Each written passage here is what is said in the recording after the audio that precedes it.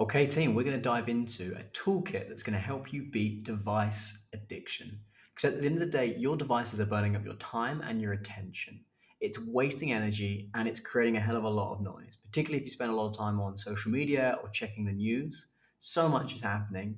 You're getting stuck, you're getting addicted from doing the actual work and actually living life in the real world.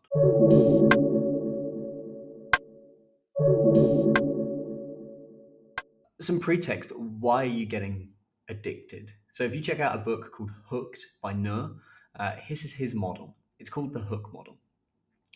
And what tends to happen is there's four key things: trigger, an action, a variable reward, and then investment. An internal trigger will be something like boredom, stress, anxiousness, craving dopamine, something's going on underneath the surface.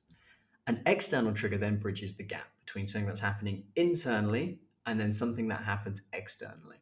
Then you have an action, so you taking an actual action to move forward towards that.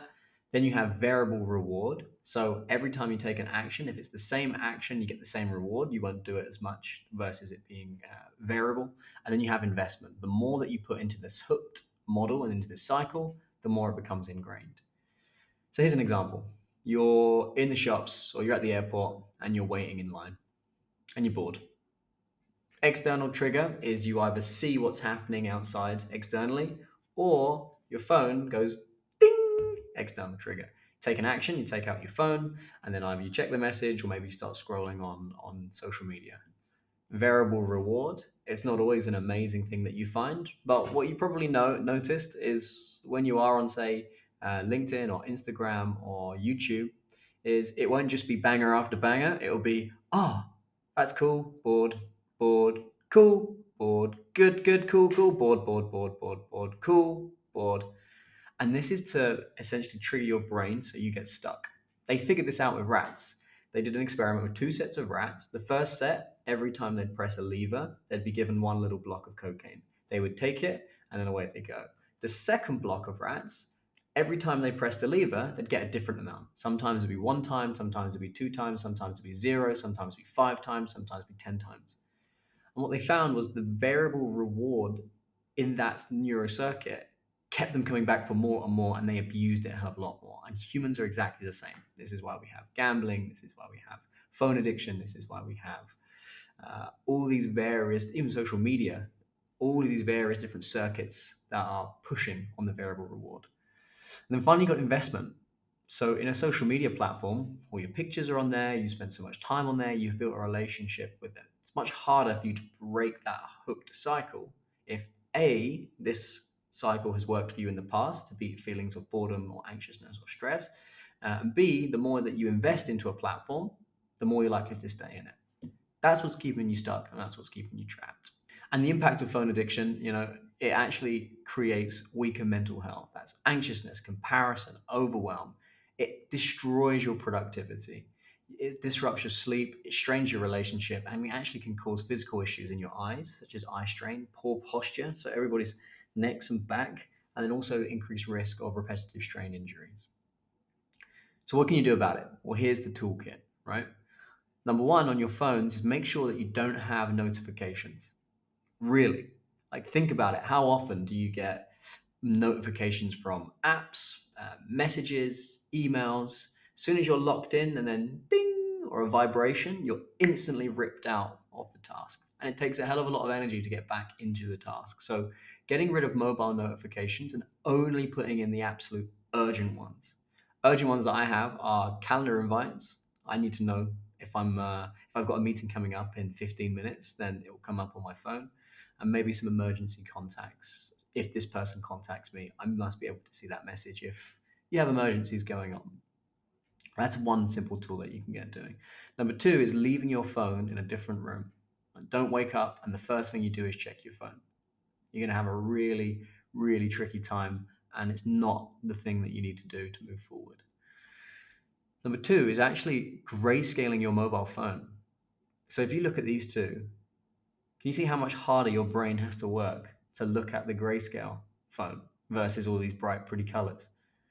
So when you grayscale your phone, you're less likely to use it. If I find myself looking at my phone too much, I'll just switch on grayscale for a week and it makes me not want to pick it up and use it as much. So you can go into your settings, hit pause, and just run an experiment on this today if you want to do it right now. This is for the Apple OS. I'm not too sure on the Android, but if you just ask ChatGPT, they'll be able to tell you. And then number two is using an app like Opal or Be Timeful. Now, these apps are incredibly, incredibly powerful. I don't know how I live without them. So I'm just going to share my phone screen right here so you can take a look as to how Opal works. But essentially, it's an app blocker. So what you're able to do is you're able to set a series of apps that block at certain times or instantly to stop you from clicking in there. What I'm willing to bet is you have a habit when you unlock your phone. There's probably three apps you check in a loop. Maybe it's WhatsApp, maybe it's Instagram, maybe it's email, whatever it is. What this does is instead of you being able to do that loop, when you log into Opal, it allows you to block the app. So when you click on it, you won't be able to access that. So I'm just sharing my screen right now. What you'll see here is my session called the evening/morning logout. So between these hours, I don't want to be looking at these apps. So the apps that you'll see on here, any internet apps, so that's Chrome and that's Safari, LinkedIn, Slack, Gmail, Instagram. All this means is at the end of the day, 9:30 p.m., my phone will just block those apps and I can't unlock them. You have various different levels of strength. I have no breaks allowed. You can play around with how you set these up. I have them set up to go every single day, and I can't unlock those apps until 11:30 in the morning. So now I'm not wasting time scrolling in the evenings. I'm not getting stuck. I'm not getting addicted. I'm just present. I'm not locked in.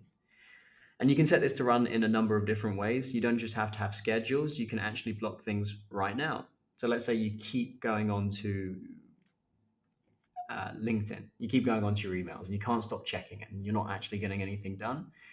You can do, if you look on screen here, you'll see a Zen session. You can just click start timer. You can check whether or not you want breaks, or you can go hardcore.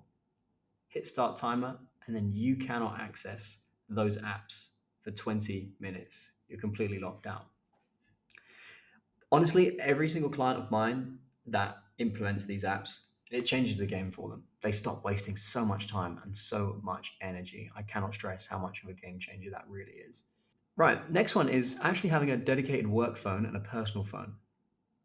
And what I mean by that is a lot of high performers and business owners struggle to switch off. They might be hanging out with their family, they might be on a holiday, and then because they have all of their work apps and personal phone apps all together, they get one email or one client message, and next thing you know, they're ripped out of being present and they're thinking about work again. So for me, I have two separate phones. I have my work phone, and then I have this really tiny little iPhone as my personal phone. I've done that on purpose, so I spend less time on it because you don't really want to look at a tiny little phone.